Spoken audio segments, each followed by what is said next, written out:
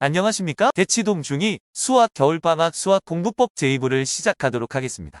좋아요와 구독은 사랑입니다. 감사합니다. 2부를 시작하도록 하겠습니다. 저는 제이슨 킹이고요. 예, 수학 상하 복수법, 이독법 설명드릴게요. 예, 이독을 할 때는 이독하는 이유가 있어야 돼요. 첫 번째, 일독을 하고 일독을 뭐 돌파나 원수학 생수에서 예를 들어서 했어요. 그런데 이독을 하는데 문제는 뭐냐면 이독을 할 때 그냥 처음부터 책을 똑같은 책을 쭉 훑어보는 방법이 있고, 그게 아니고 모의고사 틀린 부분만 집중으로 하는 방법이 있어요.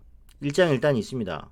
그냥 완벽하게 스캐닝하는 방법은 시간이 많을 때 하는 거예요. 한 2달, 3달 정도 있으면은. 근데 그게 아니다. 지금 중2인데 예비 중2 또는 중2 돼버렸는데 2월 초순이다. 근데 빨리 한번 수상화를 보고 싶다라고 한다면은 모의고사에서 틀린 거 위주로만 공부하시는 게 더 좋습니다. 이독할 때. 교재는 뭘로 하느냐? 실력 정석과 마더텅이나 센수학으로 하시면 됩니다. 그리고 유제는 스스로 할 수 있는 것을 선생님이 짚어주고 개념 잡아주고 하셔야 합니다. 고난도 문제는 선생님이 풀어주시는 게 좋습니다. 너무 다 풀어주지 마셔야 합니다. 아이가 할 수 있을 만한 것은 남겨두는 것이 좋죠. 그게 핵심입니다. 아이의 포텐셜을 끌어올리는 것은 아이가 할 수 있는 것을 남겨두는 선생님의 역할입니다. 학원에서 주는 심화 문제를 푸는데 식을 세우는 것까진 어떻게 연습했다고 하지만 실제 문제를 풀려보면 약분을 제대로 못해서 시간을 날리는 경우도 허다합니다. 예를 들어서 돌파 원수학 깁생 입태까지 떨어졌는데 혼자서 이제 방황하는 애들, 그런 애들은 개념 원리로 그냥 하는 것보다는 센으로 유형 정리하는 게 훨씬 낫습니다. 그때도 과외를 하는 게 낫겠죠. 계속 과외를 하는 게 좋아요. 중하위권 학생들은 입태에서 떨어졌기 때문에 선생님 만나는 게 가장 중요해요. 어떻게 보면 선생님 잘 만나야 된다는 말이에요.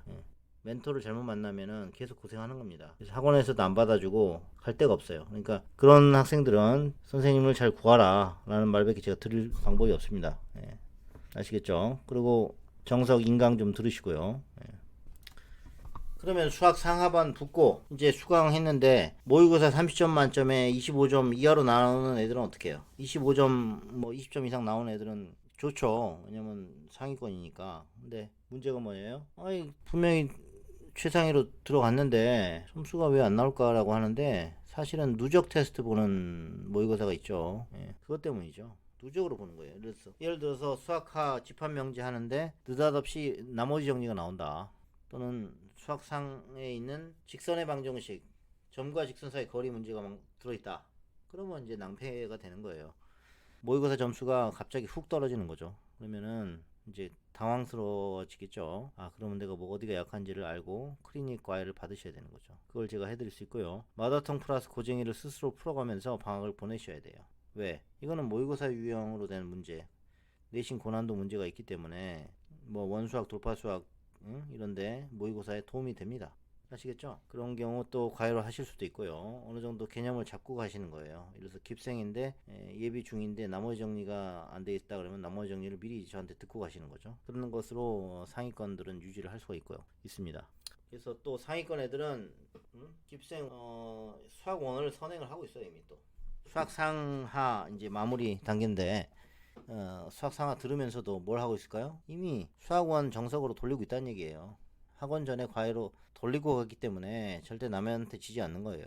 진정한 보수는 선행 안 하고 하고 간다라고 얘기하는데 그거는 말이 안 돼요. 사실은 현실에서는 그렇지 않습니다.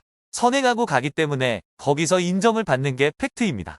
물어보면 거의 다 과외 안 하고 학원 가서 1등 한다고 이야기합니다. 오늘 유튜브 보니까 우리 아들이 3번, 4번 풀어서 일품불라 다 풀어냈다라고 자랑하는 어머님들이 계시는데, 그런 아들은 천재인 겁니다. 누구나 3번, 4번 풀면 다 풀까요?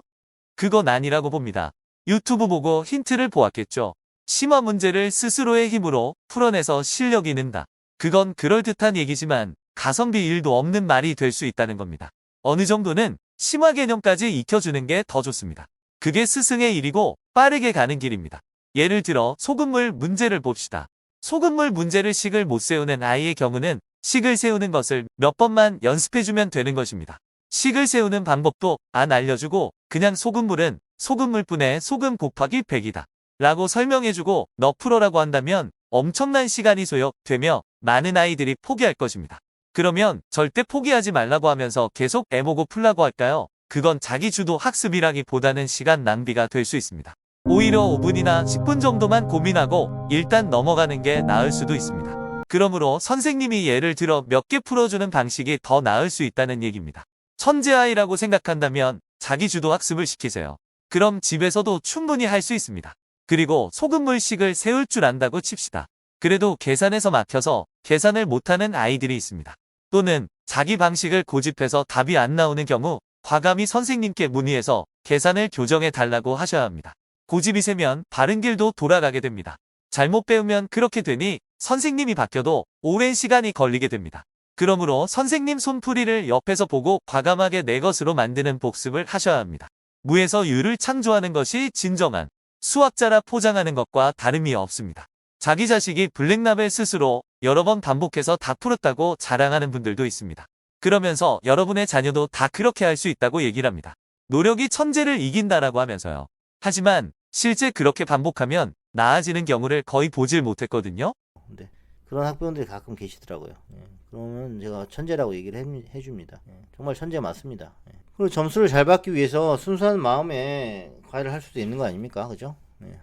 그래서 학원 입대에 그렇게 목숨을 거시는 학부형들 계시기 때문에 그런 학부형들은 이제 남한테 지지 않기 위해서 과외를 또 하시는 거고요. 그거는 어머님 선택이세요. 또는 예습을 빡세게 시키든지. 그래서 예비 중2 같은 경우에는 수학상을 여러 번 돌린 경우가 많거든요. 하지만은 원수학 깁생 돌파 황소에서 단원평가나 월말평가 점수가 안 나오면은 이유가 있는 거예요. 왜 수학상을 여러 번 돌렸는데 미리 하고 학원을 갔는데도 점수가 왜 안 나오냐 이거죠. 그거는 두 가지인데, 첫 번째 누적 테스트에서 말리는 경우죠. 예를 들어서 아까도 말씀드렸지만 함수 배우고 경우의 수 배우는데 앞에 나머지 정리에서 계속 걸려가지고 문제를 계속 틀린다. 그러면 앞에 게 안 돼서 지금 계속 뒤에 게 영향을 주는 거 아닙니까? 그러면 앞에 걸 방학 때 주 2회 3회 하셔가지고 메꾸셔야 되는 거예요. 또 다른 하나는 학원이 너무 어렵게 낸 거죠, 문제를. 예를 들어서 그런 경우는 많이 있죠. 왜냐면 학원도 애들 떨어뜨려야 된다고 제가 말씀드렸죠. 그래야지 애들이 붙어 있으니까. 왜 자꾸 어려운 걸 내가지고 부모님들 불안하게 하시냐 이거죠. 제발 배운 데서 좀 냅시다. 배운 데서 내야지 애들이 좀 맞고 좀 기분이 좋은데 만점이 한 명도 없게 나오잖아요 항상. 그것도 저는 문제라고 봅니다. 그래서 너무 어렵게 내지 마시고 좀 적당히 내서 수업 들은 애들이 만점 나올 수 있도록 그렇게 하고는 문제를 내는 게 저는 맞다고 봅니다. 항상 100점이 안 나오도록, 100점 나오면 학원 선생님이 화낼 정도 그렇게 되면 안 되지 않습니까? 그래서 제가 말씀드리는 거예요. 수학 상하반 붙었다고 좋아했는데 가서 봤더니 선행 누가 많이 했나 자랑하는 학원이 돼버렸다 라는 거죠. 그게 문제라는 얘기입니다. 이미 과외로 돌리고 가니까. 자, 어쨌든 그러면 중위권 애들은 어떻게 하나요? 정말 순수한 애들이 많이 있죠. 학원 다니면서 과외로 서포트 과외를 돌리고 가지만 돌리고 안 가면 중간 몇 개 못 가는 거예요. 중간도 못 가는 경우도 있습니다. 선행을 하고 싶지만 여건이 어려운 학생들 학원 진도를 좀 따라가기 어렵다는 얘기죠. 하지만 그 수상화 누적 테스트인데 계속 점수가 깎인다 어느 수상에서 그러면은 제가 말씀드렸지만 가장 싼 방법은 인강이나 과외로 고정이나 마더텅 관리 받으세요. 또는 자습 시간을 좀 늘리시고요. 그거 말고는 방법이 없을 것 같아요. 과외는 또 비용이 발생하기 때문에 문제가 생깁니다. 그래서 수원 특강까지는 들을 필요 없고 일단 중위권 정도 하면은 수상화 모의고사 잘 보는 걸로 한번 수업을 들으시고 여건이 되시면은 수원 팀 수업으로 한번 하셔도 좋을 것 같습니다. 그 다음에 하위권 애들, 그런 애들은 이제 어떻게 될까 제가 말씀드리는 거예요. 오늘의 메인 하이라이트인데 학원 다니면서 진짜 하나도 과외 안 하고 천진난만하게 예복습도 안 하고 숙제만 딸랑 하면서 막 버티는 애들 있죠. 그런 애는 대단한 거죠, 어떻게 보면. 근데 저는 그렇게 다니라고 얘기를 안 합니다. 왜 밑밥을 깔아주고 다닙니까? 그냥 진도도 못 따라가니까 그냥 탈퇴를 하세요. 또는 학원에다 요구를 하세요. 왜 내가 계속 쪼글치가 나오는지 이걸 좀 바꿀 수 없느냐라고 얘기 물어보세요. 그럼 학원에서 얘기를 하겠죠. 원래 못하는 학생이었다. 좀 더 열심히 하시라 라고 얘기를 하겠죠. 그러면 이제 자습 시간을 늘리고 막 공부를 해올 거 아닙니까? 그래서 올라가는 경우가 있을까요? 저는 그거에 대해서 퀘스천입니다. 계속 하위권 나오면 하위권 나온다고요. 그러니까 수학 상하 집중으로 개인 수업 또는 주 2회 3회 수업 잡으세요. 그렇게 해서 하는 게 훨씬 더 나을 수가 있어요. 알겠죠? 또는 인강으로 열심히 따라오시든지 진짜 올인하면서. 시중 교재도 섭렵이 안 됐는데 학원 가시면 안 된다고 제가 말씀드렸죠. 시중 교재 센이나 정석 정도는 어느 정도 한번 보고 학원을 가셔야지 얻는 게 있습니다. 자, 하위권까지 제가 말씀드렸고요. 그러면 수학 상하를 홍보하면 될까요? 매우 반대입니다. 결론적으로 거의 안 된다는 거예요. 이유는 3부에서 설명드릴 겁니다. 감사합니다. 오늘도 구독, 좋아요는 큰 힘이 됩니다.